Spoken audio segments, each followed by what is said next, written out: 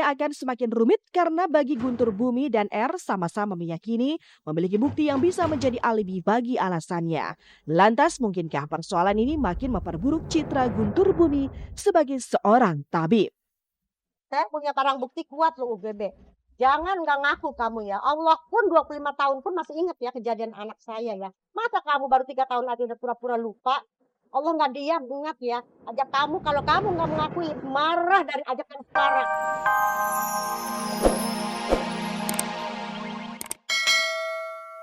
Kisah tentang anak manusia.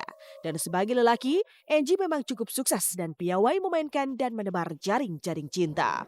Walau telah banyak membuat wanita yang mengaku kecewa dengan semua sikap dan perlakuannya, entah mengapa Angie masih berharap bisa merajut lagi kisah cintanya dengan Ayu Rosmalina. Tapi mungkin suatu saat juga semuanya akan membaik, bisa menjadi baik lagi ya. Kenapa enggak bisa jadi baik, itu aja. Iyalah, orang tua saya mah selalu support, orang tua saya mah selalu ya, jalanin aja, langsung ketok palu. Udah bisa tahu siapa dia, siapa apa, pokoknya ibu intinya anak ibu biar bebas saja dari dia gitu. Besok masalahnya biar cepat selesai gitu. Anak ibu bahagia bersama anaknya untuk kedepannya.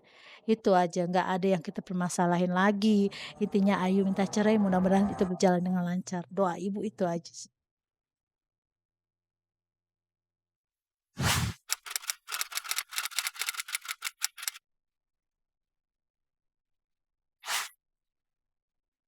Sempat dikabarkan memiliki masalah dalam hal sosialisasi sesama warga binaan yang berujung pada tindakan anarkis, tiba-tiba saja pedangdut Dewi Persik dikabarkan kembali membuat heboh rutan Pondok Bambu.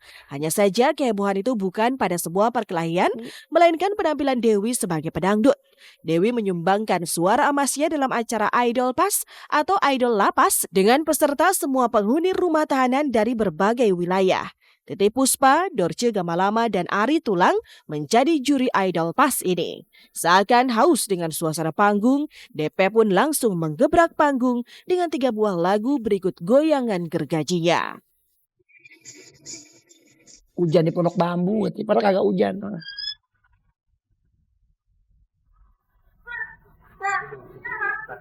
Iya. Bintang tamunya itu Dewi Persik. Wah, heboh deh pokoknya tuh Dewi Persik. Terus Dewi Persik sempat ngomong gini, "Bunda, aku mau pulang." "Ya sabar sayang, kan tinggal nggak lama lagi," aku bilang gitu. Terus udah gitu, "Iya Bun, tapi di sini dibilang, Bun, salam ya sama temen-temen." Ya kalau Dewi tadi memang menghentak mau gimana gitu. 3 lagu sekaligus, wah pokoknya wah gayanya. Udah pokoknya kayak show deh. Bagi Dorce Gamalama, ini adalah pertemuannya dengan DP untuk kali pertamanya pasca DP mendekam di rutan Pondok Bambu. Ada banyak perubahan yang dilihat Dorce dalam diri DP. Walau DP mengaku sudah tidak tahan untuk bisa segera bebas, Dorce meyakini jika DP sudah bisa menerima status dirinya sebagai warga binaan. Bahkan menurut penuturan Dorce, DP kerap dimanjakan oleh rekan-rekannya di rutan Pondok Bambu hanya untuk membuat semangkok mie instan, yang artinya ini mematahkan anggapan DP kerap berkelahi sesama warga binaan. Lantas benarkah DP lebih banyak bicara ketimbang Jupe saat menjadi penghuni Hotel Prodeo? Memang DP itu saya lihat udah mulai berbaur, dan dia tahu posisi dia memang ya, dan alhamdulillah di situ saya juga suka tanya-tanya, "Oh, kita mah sayang sama DP Bunda. Sekarang suka minta mie instan kita bikinin, kita sayang." DP juga, ini Bun, yang ini teman-teman aku tadi dia nyanyi rame-rame kan, nyanyi rame-rame itu. Meski baru berada 1,5 bulan di dalam rutan Pondok Bambu, DP telah menjalani hatam Al-Quran. Barangkali ini berkaitan dengan posisinya sebagai salah satu imam di masjid yang berada di dalam rutan Pondok Bambu. Ini dia adalah sebagai imam masjid. Jadi selaku imam, dan dia juga ngadain tarawisan yang semacam kayak rabana itu ya. Tapi salawat nabinya itu lagu bere-bere tapi di combine dengan salat nabi gitu loh ya. Ya harus nyaman lah, gimana pun juga dia dapat teman baru di sana yang juga banyak sayang sama dia. Terkungkung dalam rumah tahanan tidak membuat naluri Dewi Persik sebagai biduan luntur. Seolah ingin tetap terlihat memiliki pesona sebagai bintang, tubuh Dewi Persik tetap terjaga, bahkan jika dalam kebebasannya jam tidurnya sering melenceng dari keharusan, kini DP memiliki pola tidur yang seharusnya. Tidak gemuk gitu, tetap seperti biasa. Cuman beda muka, ceria di sana bersinar gitu. Mungkin teratur tidurnya ya.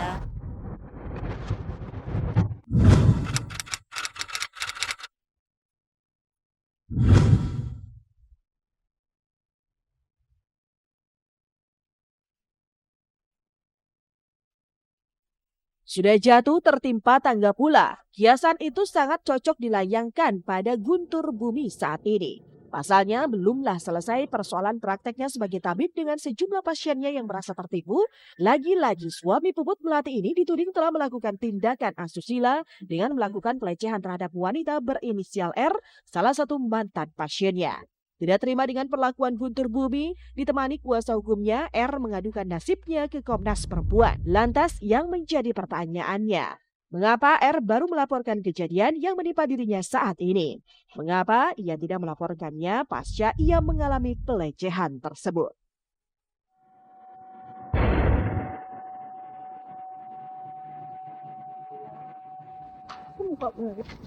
Kami memohon bantuan daripada Komnas Perempuan untuk mengkonseling saudari Rizka ke klinik puli. Di klinik puli ini kita akan meminta nanti surat keterangan berdasarkan traumatisnya pengalaman pelecehan seksual ini.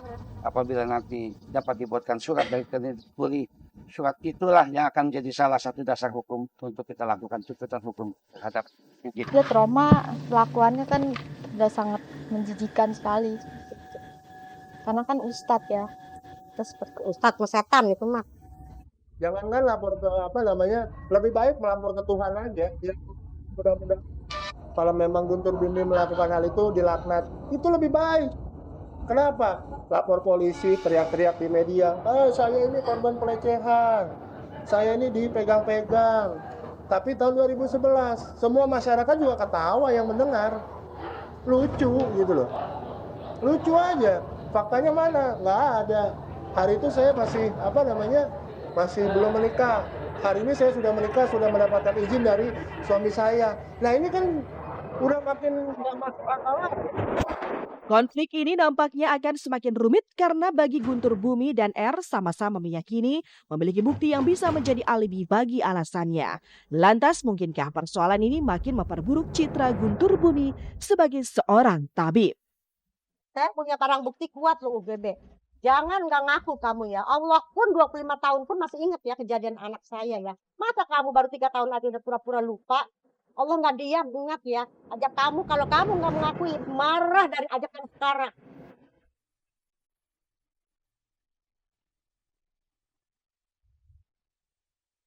Nasib rumah tangga Piu dengan Flo hingga kini memang masih menyimpan misteri.